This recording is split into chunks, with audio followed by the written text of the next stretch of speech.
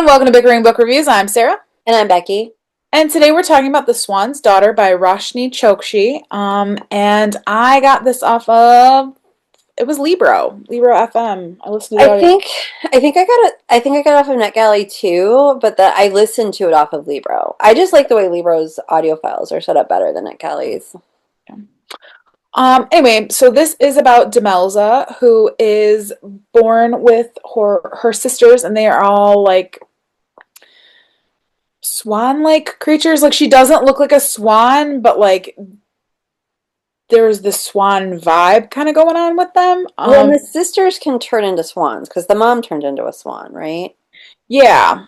But she's like the runt of the litter, so she's a little different than them.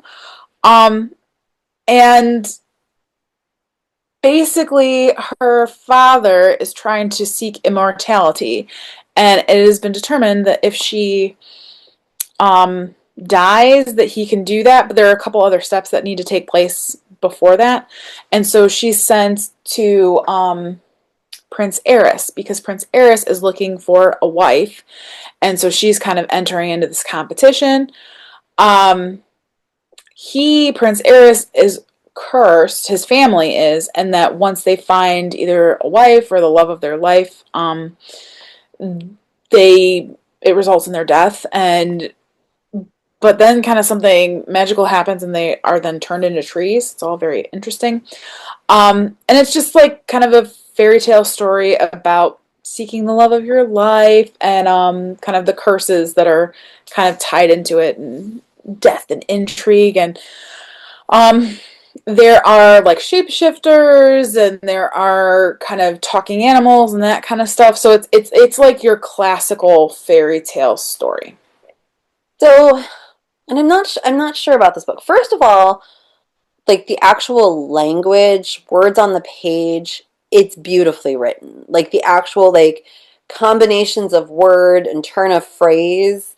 Like this is a language. This is almost a literature language book. However, I'm not sure who this book is for. Yeah, I mean, because it's definitely very classic fairy tale. Like this is it's written really well in that vein. Like it feels very classic fairy tale. I just and some of the plot points were interesting, but some of them I didn't understand. Like I feel like we can talk about this, but the fact is that there's some necromancy going on in this book, and like you don't know that it's necromancy. Like they don't specifically call it that until over halfway into the book. Right. I yes, and I feel like when listening to it, it reminded me a lot of like those older Shannon Hale books, like Goose. You know, she did like Goose Girl. Mm-hmm. It reminded me like the language and the story. So it's like it felt very much like or Princess Academy. So it feels very much like classic children's Newbery books. But then I'm like, it actually kind of feels almost like an adult book. Yeah. But the publisher says it's teen.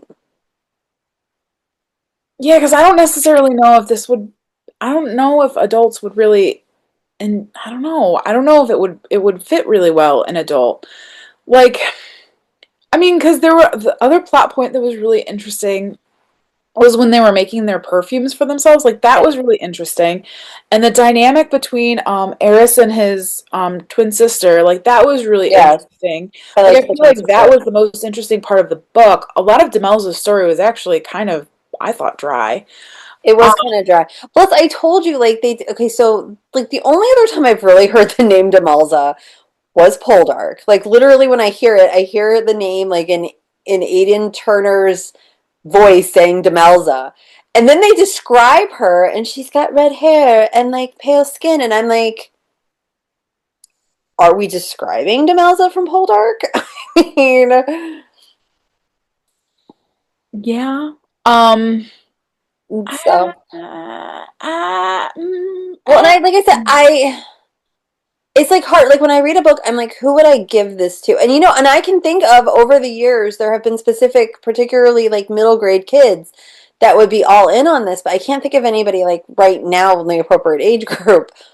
But I just like the mythology was interesting, but it was very it feels like something from the 1800s. Does that make sense? Where like the plot Yeah. is just a little drier. Well, and I feel like maybe I would have enjoyed it more had I read it. Like, because I read it at some points and I listened to it at other points, and I feel like I enjoyed it more when I was reading it. I don't think I would have gotten through it if I was reading it. But I think the audiobook was really well done. I just, like, for me personally as a reader, I, I needed to read this book, not listen to it. Right, and I don't really have a lot to say about it. Like I did like Eris. I felt like, and like you said, like Eris and Evil, the sister's name was Evil, right? Evil, yeah. They were way more developed than Demelza. Hmm. Honestly, Demelza's parents' story would have been a more interesting book for me. Yeah. Um, I think we're just kind of at the point where we need to rate it. So yeah. our rating system goes from 5 unicorns down to 2 unicorns. If we don't like it, it doesn't get a horn and is therefore a horse. Where are you? I'm at three. Like I said, the story like didn't like catch me or really like grab me, but I feel like it gets points just because the writing was so beautiful.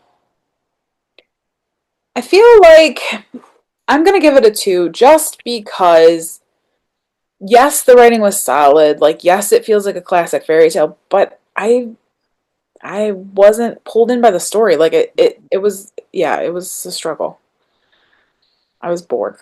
So. So that is where we are on the Swan's Daughter, and we'll see you around. Bye. Bye.